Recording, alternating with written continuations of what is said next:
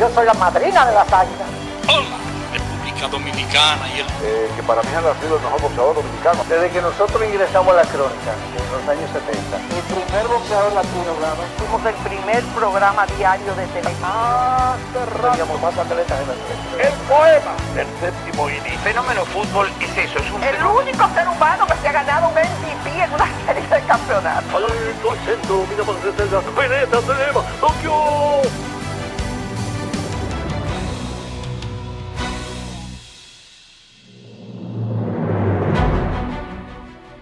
Saludos y bienvenidos a Reservas de la Crónica Deportiva Dominicana.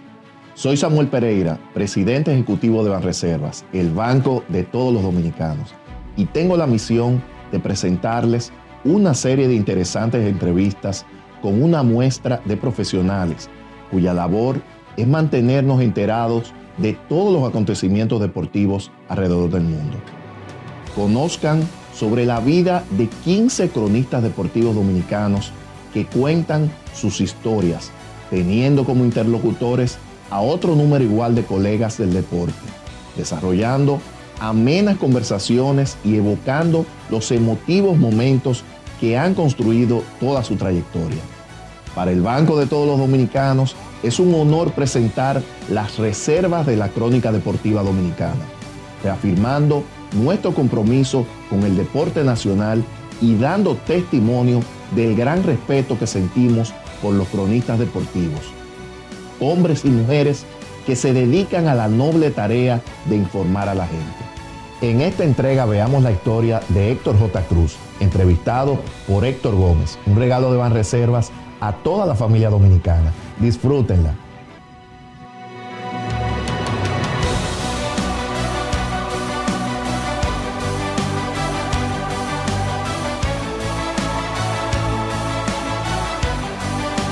Saludos amigos, soy Héctor Gómez, bienvenidos a Reservas de la Crónica Deportiva Dominicana y en el día de hoy contamos con un sin dudas referente en la Crónica Deportiva Dominicana, don Héctor J. Cruz, editor deportivo del Listín Diario y miembro del Pabellón de la Fama del Deporte Dominicano. Don Héctor, más que un honor y un placer contar con usted.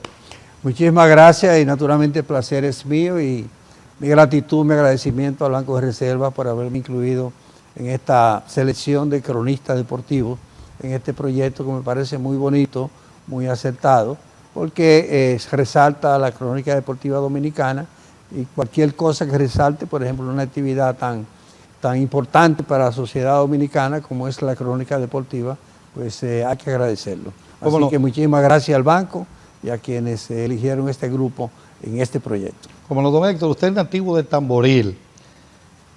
¿Cómo concibió usted cuando acarició la idea de ser periodista deportivo? ¿Se imaginó que usted eventualmente, producto de su arduo trabajo en la crónica deportiva y sus aportes invaluables, iba a alcanzar el más alto pedestal al que puede aspirar alguien que como usted ha dedicado toda su vida al periodismo deportivo?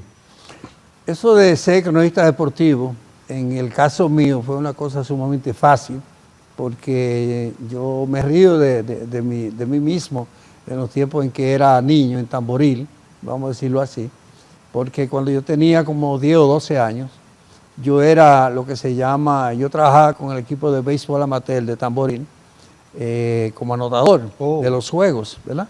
Y entonces, luego de los intercambios, de los resultados, yo hacía crónica y la llevaba o la mandaba a Santiago a los programas de radio de Domingo Santiler, de Papi Pimentel, de Bullo Stephanie, etcétera, en esos tiempos. Es decir, que yo comencé a hacer crónica mucho antes de ser un adolescente, qué sé yo, siendo un niño, porque ya yo tenía como la vocación de eso.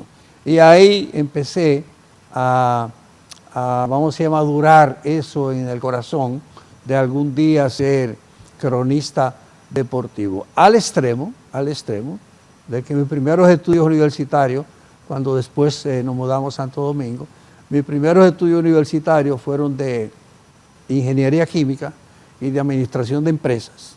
Primero en la UAS, después en APEC, y finalmente tuve que estudiar periodismo. Y ahí me quedé. Excelente. Don Héctor, esa columna que es tan leída, miniaturas del béisbol, ahí usted le impregna un sello particular muy característico. y pasa de lo que es el carácter per se de un hecho noticioso y de vez en cuando lo salpica con alguna que otra nota, si se quiere, de humor. ¿Es parte de la idiosincrasia de Héctor J. Cruz como ser humano? Vamos a decir que uno se forma con el tiempo. Es posible que cuando yo empecé a escribir columnas, que eso fue tan lejos como en 1973, hace 51 años de eso. ¿Dónde inició? ¿En qué periodo? Eso fue en el periódico El Nacional. Hacíamos una columna que se llamaba 3 en 1, el doctor Luis Ramón Cordero, Roosevelt Comarazami y yo. Y yo la escribía, reuníamos los datos, trabajábamos en El Nacional en esos tiempos, entre 73 y 75. Y entonces, es posible que en esos tiempos yo era rígido, vamos a decir, no flexible. Yo era comentarios, pues, nada más dedicado a la estadística, analizar las estadísticas Okay. y eso, ¿verdad?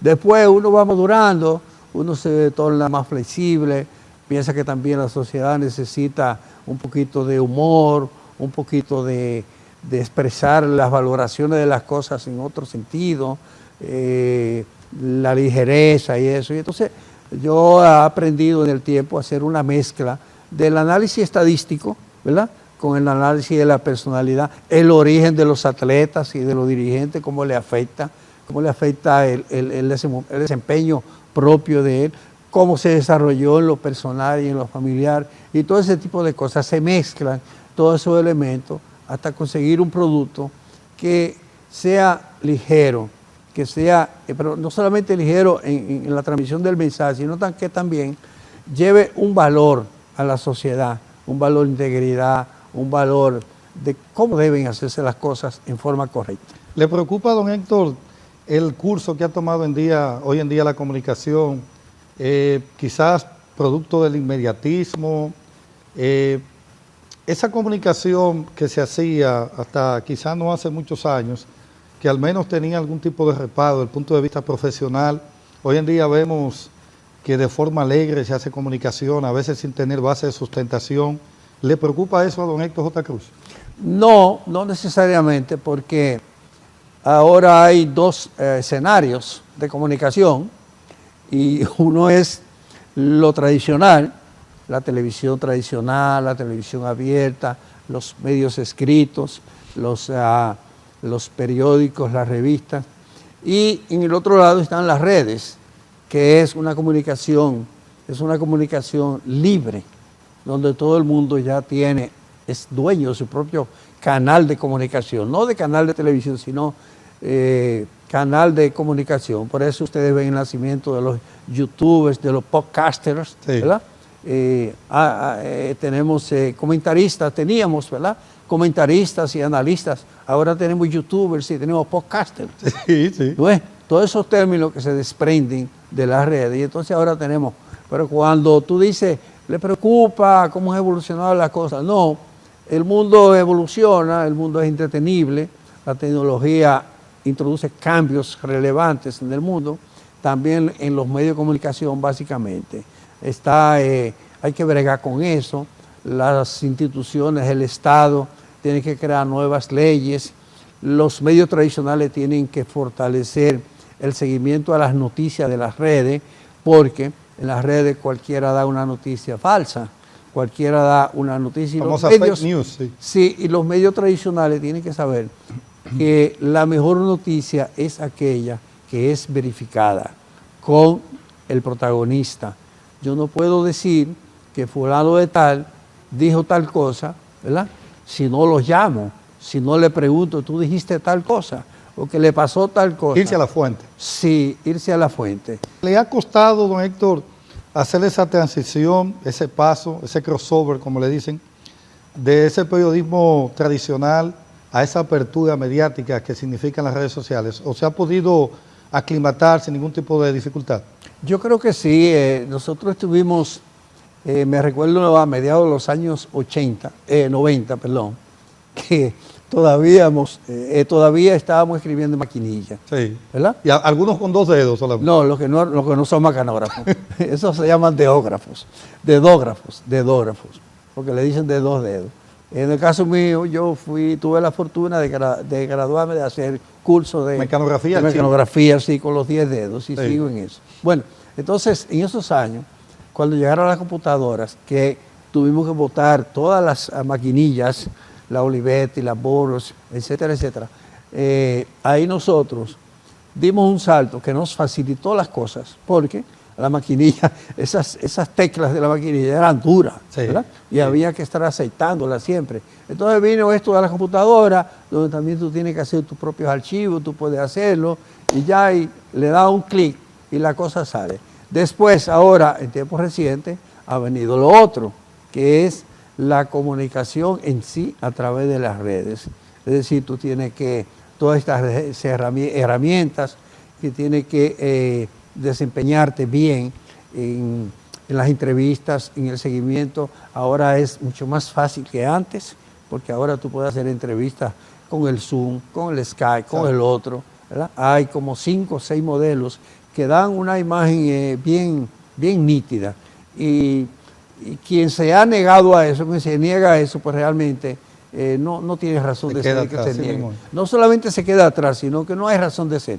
Usted se ha diversificado bastante, periodista, ha hecho material filmográfico que sirven de documentos a los colegas que le deben suceder en la crónica deportiva, en los libros, que ha sido un legado. Yo entiendo que la bibliografía deportiva dominicana, antes de la llegada a lo que es la internet, yo valoro mucho, por ejemplo, los aportes que hizo personas como usted, como don Cookie Córdoba y otros tantos.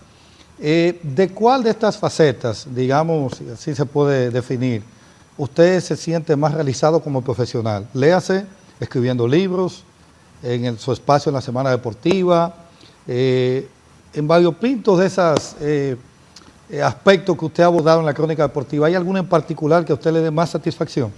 Bueno, son un poquito más de 5 décadas de trabajo, ¿verdad?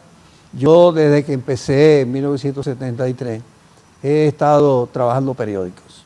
He sido editor, he sido subeditor, y ya prácticamente tengo pues los últimos 40 años como editor de Última Hora y de ahora del Listín Diario, los últimos 30 y pico de años. Estuve 13 años, 15 años en Última Hora, y ahora tengo pues 18 en el Listín Diario como editor. Entonces, ese trabajo los trabajos que uno hace son importantes, no para satisfacción personal, sino para contribuir a un mejor desenvolvimiento de la sociedad. O sea, yo tengo que calificar mi trabajo desde el punto de vista si yo he contribuido o no. Exacto. Esos libros, yo creo que sí, que he contribuido al mejoramiento, a la difusión del béisbol y del deporte. Yo he escrito libros de béisbol, del deporte olímpico, centroamericano, panamericano, de biografías, boxeo también, me parece que de boxeo también, sí. Biografías de Sammy Sosa, de Marichal, y entonces todo ese trabajo, ya por ejemplo yo estoy desarrollando ahora un proyecto de cine, con la ley de cine, formé una compañía con la ley de cine en estos momentos, que para llenar un vacío que ha estado afectando al deporte, y es que el deporte no tiene documentación fílmica. Estamos acéfalos ahí. Estamos muy acéfalos. Entonces yo estoy haciendo documentales, viene por ahí algunos proyectos de películas también, sobre temas deportivos. Y todo eso solamente se valora, Héctor, en cuanto son elementos valiosos, productos valiosos para la sociedad. Porque tú no haces nada con vanagloriarte, con ser vanidoso, no dejar un legado contigo mismo, sino contribuye a una mejor sociedad. Y yo creo que sí, que lo hemos logrado, porque la columna mía, por ejemplo, ahora Miniatura del Béisbol, que a nivel de columna es mi último producto, cumplió 42 años. Nació el 6 de abril de 1982. Y entonces tengo 4 décadas y pico escribiendo esa columna diaria de lunes a viernes, y yo creo que tiene una legión de seguidores. Muchos se han muerto, muchos desaparecidos de la vida, pero otros la siguen, y ahí yo pretendo transmitir no solamente el análisis de las estadísticas, sino también valores. Excelente. Es algo muy importante. Entonces, uno analiza si uno ha contribuido en algo, y ahí que los demás decidan. Exacto. Don Héctor, ¿cómo evalúa usted, qué tipo de valoración ve usted en la crónica deportiva, el periodismo deportivo actual? Y concomitantemente con esa pregunta, yo observo el siguiente fenómeno que se da con usted, la apertura a nuevos valores, a nuevos talentos. Por ejemplo, yo le decía fuera de cámara el aporte invaluable que usted ha hecho con muchos de nosotros, en ese entonces jóvenes, yo estoy lleno de canas, don Héctor, que nos dio la oportunidad. Para mí, en lo personal, puedo decir que estar en la Semana Deportiva fue una escuela, aprendí de su disciplina, de la forma en que usted trabaja. Por ejemplo, mucha gente no sabe lo que conlleva hacer un espacio de esa calidad y cómo don Héctor se prepara, por ejemplo, hace un guión el jueves y el sábado en la noche vuelve y hace otro guión en base a si ha experimentado algún tipo de variación. Y, por ejemplo, él a cada quien le encomendaba una labor, yo tenía que hacerlo y cuidadosamente, porque don Héctor es muy estricto. En ese sentido, don Héctor, ¿qué piensa usted en términos de lo que es la crónica deportiva, el periodismo que se hace en la actualidad? Bueno, por la última parte que tú estabas diciendo, de abrirle puertas y oportunidades a los periodistas jóvenes, yo creo que es una responsabilidad social de uno compartir, hacerle llegar un poquito de lo que uno ha aprendido a los jóvenes también, para que aprendan algo, ¿verdad? No para dejar un legado, sino para fortalecer a las nuevas generaciones, ¿verdad? En lo que tiene que ver con su exaltación al Pabellón de la Fama en calidad de propulsor en el 2022, ¿viene siendo este hecho la culminación, el clímax en términos comunicacionales que usted aspiró, acarició esa idea en sus inicios? ¿Qué ha significado esa exaltación para usted? Bueno, cuando yo, después de la exaltación mía al pabellón en el 2022, la próxima vez que yo vi a Marichal, a Juan Marichal, a Pedro Martínez, yo le dije, mire, téngame respeto, ahora para adelante, nosotros somos colegas. Estamos iguales. Estamos iguales, ¿verdad? Ah, sí. Estamos iguales. Entonces ellos me dijeron, y tú también empiezas a llegar a Cooperstown. Ahí se la pusieron difícil. Ahí me la pusieron difícil. Sí, sí. Pero lo dejé ahí. Realmente, uno no puede aspirar, a menos que sea un atleta, por ejemplo, propulsor del deporte, como es el caso mío, vía periodismo, uno no puede aspirar a que lo elijan a la inmortalidad deportiva. Si llegó, llegó. Bien. ¿Verdad? Pero uno no puede aspirar.